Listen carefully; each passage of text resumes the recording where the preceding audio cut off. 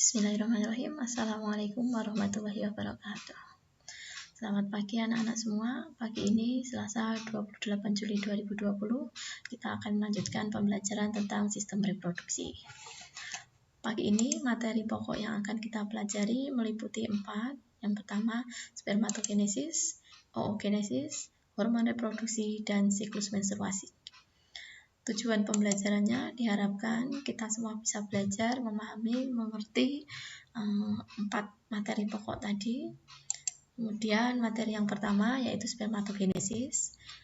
Spermatogenesis adalah proses pembentukan sperma, proses pembentukan sel sperma yang terjadi pada laki-laki yang sudah memasuki masa pubertas. Jadi dimulai pada waktu anak laki-laki memasuki masa pubertas. Ini terjadi di bagian tubulus seminiferus. Tubulus seminiferus ini kumpulan saluran yang berkelok-kelok yang akan membentuk struktur testis. Fungsinya dari spermatogenesis adalah untuk menghasilkan sel sperma yang efektif, yang mampu membuahi sel telur. Fungsi yang kedua untuk menjaga agar individu keturunannya sehat dengan cara mempertahankan jumlah kromosom dalam tubuh. Karena apabila jumlah kromosomnya berubah, itu akan menghasilkan individu yang mengalami kelainan ataupun cacat. Tahapan spermatogenesis seperti ini, itu ada di buku paket kalian halaman 14. Di sini nanti dilihat halaman 14, betul, halaman 14. Tetapi secara ringkas gambarnya seperti ini, dan penjelasannya yang pertama di situ nanti ada 4 tahap. Yang pertama, spermatogonium ini bersifat diploid atau 2N akan membelah secara mitosis membentuk spermatosit primer. Spermatosit primer akan melakukan pembelahan meiosis 1 membentuk 2 spermatosit sekunder yang bersifat haploid atau 1N. 3 spermatosit sekunder ini akan melakukan pembelahan meiosis 2 menghasilkan 4 spermatosit yang haploid. Jadi dalam proses spermatogenesis, 1 spermatogonium itu akan menghasilkan 4 spermatozoa yang matang atau yang dewasa. Kemudian sel sperma yang sudah matang akan menuju epididymis, kemudian lanjut ke vas deferens, vesicula seminalis, dan uretra, berakhir dengan ejakulasi atau pengeluaran sel sperma. Yang kedua, materi oogenesis. Ini adalah proses pembentukan sel telur yang terjadi pada wanita. Terjadi di ovarium, tapi pada wanita ini sedikit berbeda. Pada wanita itu dimulai sebelum anak perempuan lahir. Jadi pada waktu sebelum anak perempuan lahir, itu di dalam tubuhnya sudah ada sekitar 600.000 sel oogonium atau sel induk telur. Nah, 600.000 itu akan mengalami proses pada waktu usia 5 bulan. Itu akan memperbanyak diri dengan cara mitosis atau membelah sehingga jumlahnya lebih dari 7 juta. Tetapi pada waktu lahir itu hanya tersisa sekitar 200.000 sampai 2 juta sel primordial atau bakal sel telur. Nah, semakin ada perkembangan pada waktu pubertas itu hanya tersisa 40.000. Semakin dewasa akan tersisa sekitar 400 buah yang akan matang atau berkembang sempurna yang akan keluar satu demi satu pada waktu ovulasi. Ini gambar tahapannya, ada oogonium, membelah mitosis, meiosis 1, meiosis 2, hasilnya sel telur 1. Oogonium membelah mitosis menjadi oosit primer.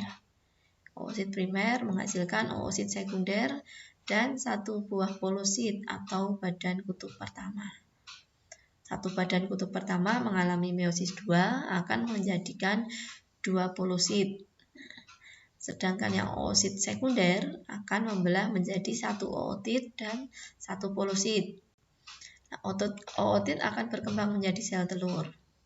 Sehingga dalam proses oogenesis ini satu oogonium akan menghasilkan satu ovum dan 3 polosit. Perbedaannya antara spermatogenesis dan oogenesis, kalau dilihat dari definisinya, jelas kelihatan berbeda.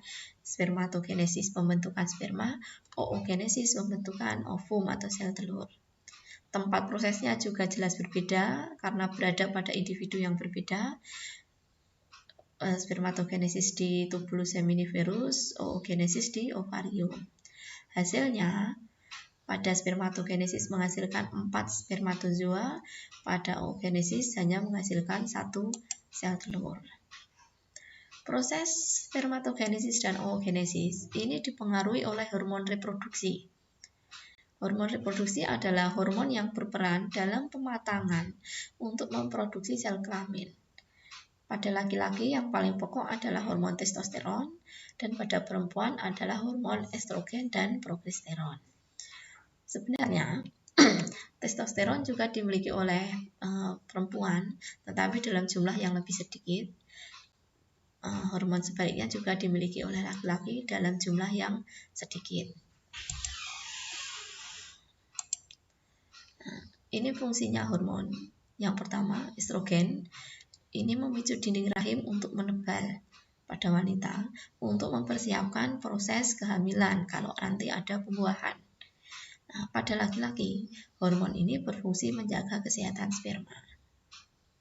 Kemudian hormon yang kedua, hormon FSH atau follicle stimulating hormone pada wanita. Ini memicu berkembangnya folikel. Progesteron pada wanita itu memicu penebalan dinding rahim juga. Hormon LH atau luteinizing hormone itu merangsang pengeluaran sel telur. Hormon testosteron pada laki-laki untuk memproduksi sel sperma. Kalau pada wanita, ini salah satunya untuk meringankan rasa nyeri. Hormon oksitosin itu untuk meningkatkan kontraksi rahim pada waktu proses kehamilan normal. Kemudian yang berikutnya, tahapan menstruasi atau biasa disebut dengan datang bulan, yaitu pendarahan uterus atau pendarahan rahim secara periodik dan siklus yang normal pada wanita yang telah puber.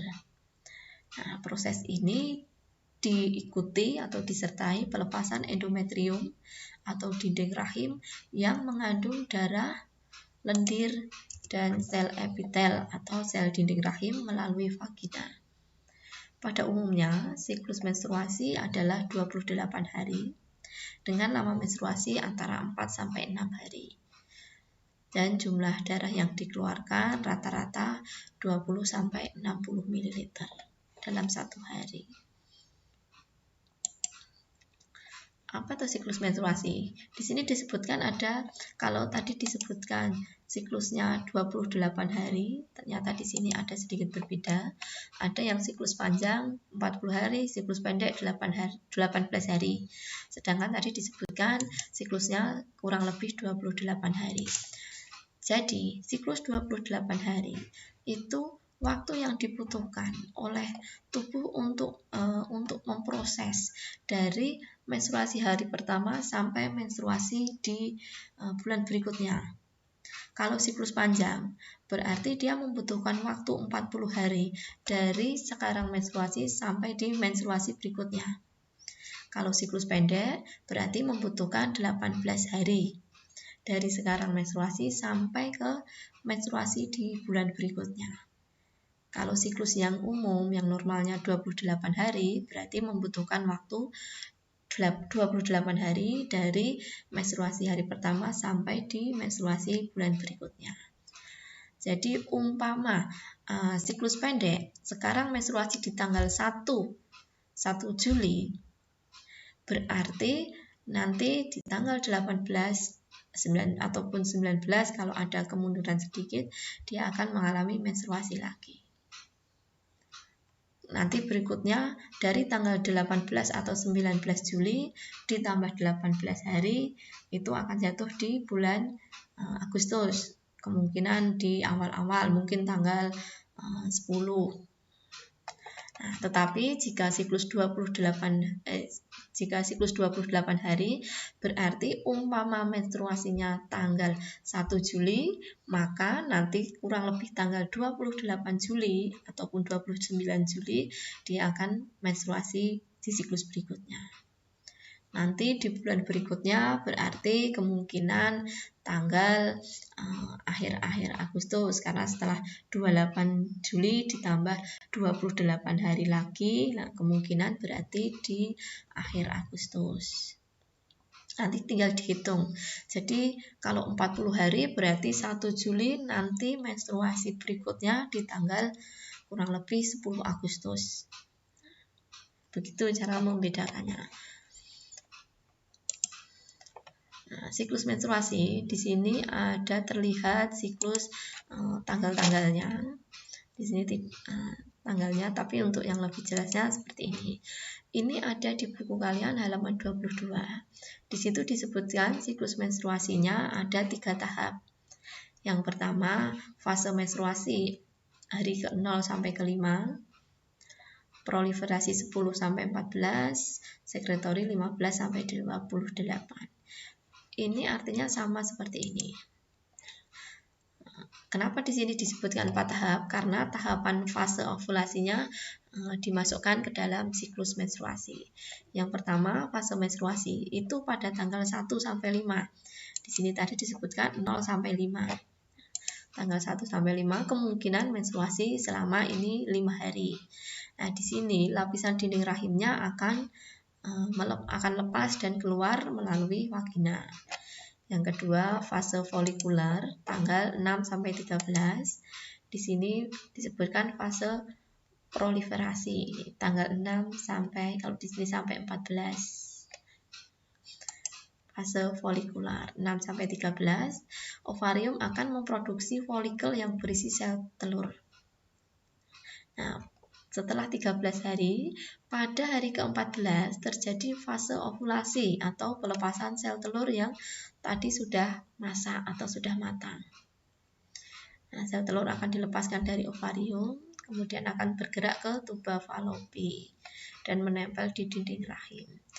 Yang fase keempat, fase luteal atau pramenstruasi berikutnya, ini tanggal 15 sampai 28. Jadi setelah ovulasi, nanti dinding rahim akan menebal lagi, mempersiapkan diri lagi. Seumpama ada pembuahan, nanti akan makin menebal untuk tempat tumbuh kembangnya janin. Kalau tidak ada fertilisasi, berarti akan meluruh lagi dalam siklus menstruasi.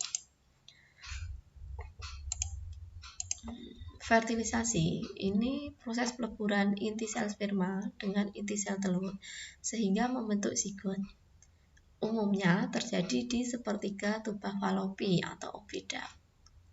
Kalau ada proses fertilisasi, berarti nanti akan membentuk zigot. Zigot akan berjalan sampai ke dinding rahim. Nah, nanti akan terjadi penempelan di dinding rahim. Kalau ada pembuahan, setelah penempelan nanti akan berkembang menjadi janin. Kalaupun tidak terjadi pembuahan, maka sel telur tadi akan keluar dalam bentuk menstruasi. Nah, ovulasi tadi, peristiwa pelepasan sel telur dari ovarium yang terjadi pada tanggal 14 dari siklus menstruasi. Gangguan atau kelainan dan penyakitnya di sini disebutkan ada 6. Yang pertama HIV atau Human Immunodeficiency Virus. Nah, ini akan berkembang menjadi AIDS atau Acute Immunodeficiency Syndrome. Nanti silahkan dibuka buku paketnya, di situ ada penyakit-penyakitnya di halaman 35. Di halaman 35 disebutkan ada 6 di situ. Kemudian gonore, ini karena bakteri. Sifilis juga karena bakteri, bakterinya berbeda. Herpes simplex genital, herpes simplex genitalis, ini karena virus herpes. Kemudian yang kelima ada keputihan karena jamur. Yang keenam epididymistis atau peradangan pada saluran epididymis. Keputihan ini biasanya dialami oleh wanita, sedangkan yang lain ini bisa di laki-laki maupun wanita.